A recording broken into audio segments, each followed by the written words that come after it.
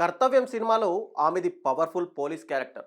Cut చేస్తే ఇప్పుడు ఏకంగా పోలీసు శాఖకే మంత్రి కాబోతున్నారట.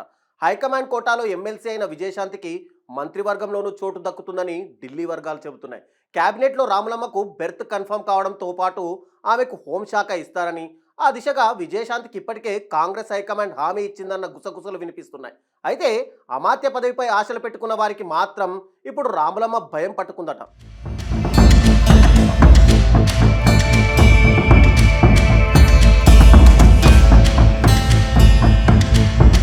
తెలంగాణ కాంగ్రెస్ రాజకీయం ఎవరికీ అంతు చిక్కదు.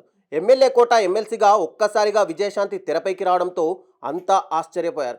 ఏం జరిగిందో తెలియదు, కానీ ఇలా ఢిల్లీ వెళ్ళి అలా ఎమ్మెల్సీ టికెట్ తెచ్చుకుంది రాములమ్మ. ఇంకేముంది, కళ్ళు మూసి తెరిచేలోగా ఎమ్మెల్సీ అయిపోయింది. ఇదంతా ఎలా జరిగింది? హఠాత్తుగా విజయశాంతి ఎలా తెరపైకి వచ్చారు?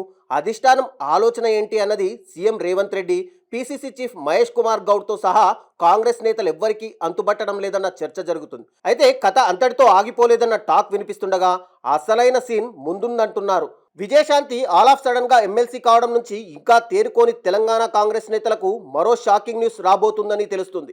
రేపో మాపో జరిగే మంత్రివర్గ విస్తరణలో రాములమ్మకు అవకాశం ఇస్తారని, విజయశాంతిని క్యాబినెట్లోకి తీసుకోవాలని కాంగ్రెస్ అధిష్టానం ఇప్పటికే డిసైడ్ అయిందని, ఆమెని మంత్రివర్గంలో చోటు ఇవ్వడమే కాదు ఏకంగా హోంమంత్రి పదవి కట్టబెట్టాలని హైకమాండ్ నిర్ణయించినట్టు చర్చ జరుగుతుంది.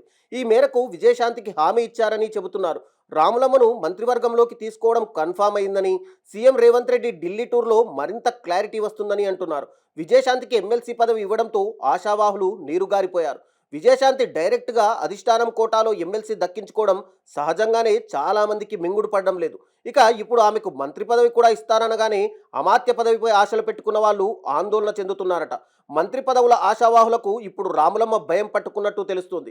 ఏడాదిన్నరగా ఎప్పటికప్పుడు వాయిదా పడుతూ వస్తున్న కేబినెట్ విస్తరణకు లైన్ క్లియర్ అయిందన్న సమాచారం సంతోషం కలిగిస్తే, విజయశాంతి సీన్లోకి రావడం ఏం జరుగుతుందోనన్న ఉత్కంఠ కొనసాగుతుందట. విజయశాంతి క్యాబినెట్ రేసులోకి రావడంతో ఎక్కడ తమ అవకాశాన్ని తన్నుకుపోతారోనన్న భయం ఆశావాహులను వెంటాడుతోందట. సామాజిక సమీకరణాల పరంగా చూసుకుంటే తెలంగాణ క్యాబినెట్లో బీసీలకు మరో మంత్రి పదవి ఇవ్వనున్నట్టు తెలుస్తుంది. ఈ క్రమంలో విజయశాంతికి బీసీ కోటాలో మంత్రి పదవి కట్టబెట్టేందుకు హైకమాండ్ సిద్ధమైనట్లు టాక్ వినిపిస్తుంది. దీంతో బీసీ కోటాలో మంత్రి పదవి రేసులో ఉన్న నేతల్లో ఆందోళన నెలకొందట. ఇక ఢిల్లీ పెద్దలు హామీ ఇచ్చినందువల్లే మంత్రి పదవిపై విజయశాంతి ధీమాగా ఉన్నారని, పైగా తనకు హోంశాఖనే దక్కుతుందని సన్నిహితుల దగ్గర చెప్పుకుంటున్నారట.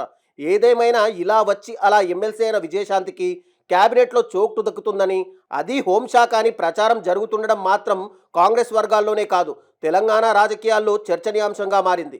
అమాత్య ఆశావాహుల్లో ఎవరి ఆశలు నెరవేరుతాయో, ఎవరికి నిరాశ కలుగుతుందో చూడాలి మరి.